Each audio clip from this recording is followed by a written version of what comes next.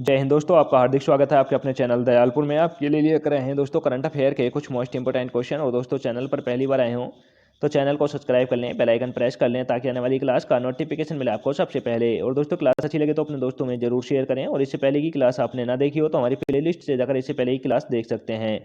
और दोस्तों हमारे चैनल पर सुबह 6 बजे आपको करंट अफेयर के टॉप 15 क्वेश्चन मिल जाया करेंगे, तो दोस्तों हमारे चैनल पर बने रहें।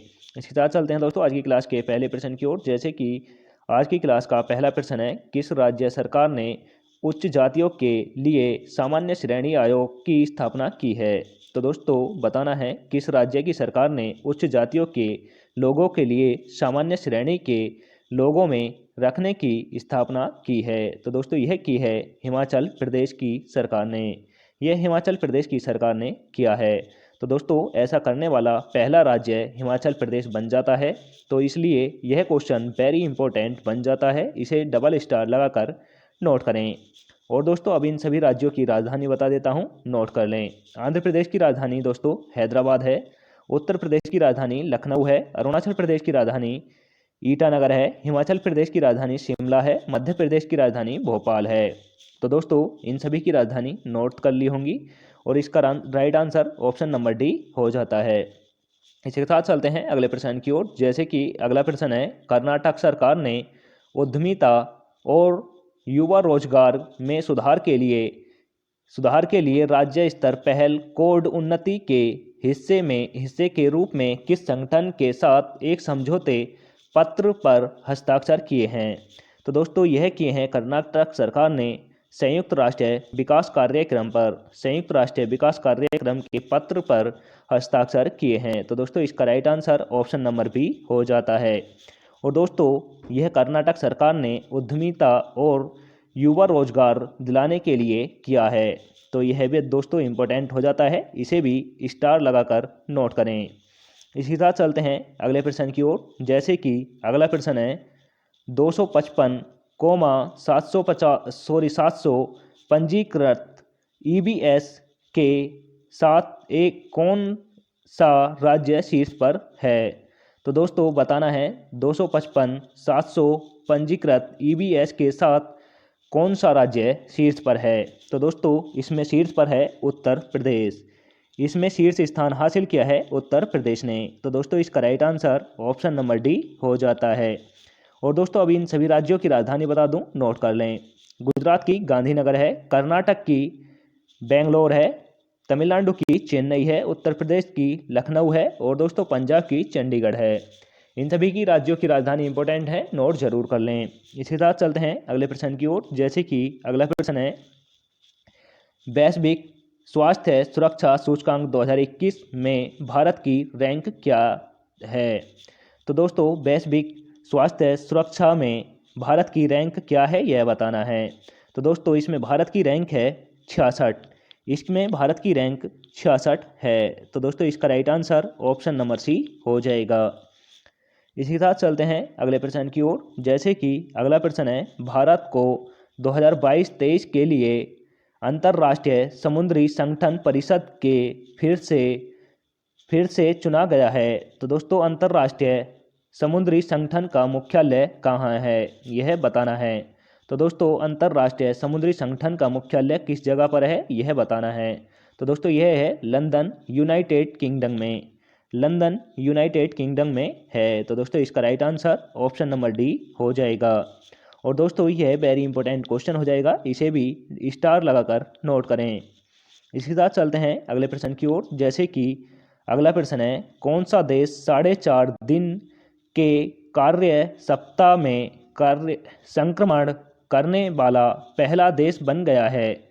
तो दोस्तों बताना है कौन सा देश ऐसा है जो 4.5 दिन के कार्य सप्ताह में संक्रमण करने वाला पहला देश बन गया है। तो दोस्तों यह बन गया है संयुक्त अरब अमीरात। यह संयुक्त अरब अमीरात बन गया है। तो दोस्तों इसकी राइट आंसर ऑप्शन नंबर ई हो जाएगा। और दोस्तों इसकी राजधानी अबू धाबी है, यह भी नोट कर लें। और दोस्तों यह इंपॉर्टेंट क्वेश्चन हो जाता है, ऐसा करने वाला 4.5 दिन में संयुक्त अरब अमीरात बना है। तो दोस्तों यह 4.5 दिन में इसने कर दिखाया है। तो दोस्तों यह वेरी इंपॉर्टेंट हो जाता है, इसे स्टार लगाकर नोट करें।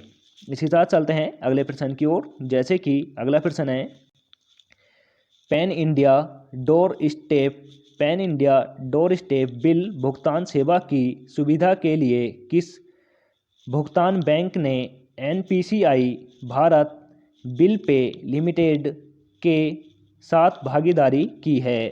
तो दोस्तों यह की है इंडिया पोस्ट पेमेंट बैंक ने की है। तो दोस्तों इसका right answer option number C हो जाएगा। इसी साथ चलते हैं अगले प्रश्न की ओर, जैसे कि अगला प्रश्न है निम्नलिखित में से किसने 2021 मिस यूनिवर्स का ताज जीता है? तो दोस्तों 2021 मिस यूनिवर्स कौन बना है यह बताना है। और दोस्तों इसके साथ ही बता दूं, यह वेरी वेरी इंपॉर्टेंट हो जाएगा, इसे आप जितने भी स्टार लगा सकें उतने स्टार लगाकर नोट करें। तो दोस्तों यह अपने देश की हरनाज संधू बनी है। यह हरनाज संधू ने मिस यूनिवर्स 2021 का ताज जीता है। तो दोस्तों इसका right answer option number D हो जाएगा। इसे आप दोस्तों जितने भी स्टार लगा सकें उतने ही स्टार लगाकर नोट करें। इसी साथ चलते हैं अगले प्रश्न की ओर, जैसे कि अगला प्रश्न है अबू धाबी जीपी 2021 में अपना पहला फार्मूला वन ड्राइवर्स चैंपियनशिप खिताब किसने जीता है? तो दोस्तों पहला वन ड्राइवर्स चैंपियनशिप खिताब किसने जीता है यह बताना है। तो दोस्तों यह जीता है मैक्स वेरस्टेपन ने जीता है। तो दोस्तों इसका right answer option number C हो जाएगा।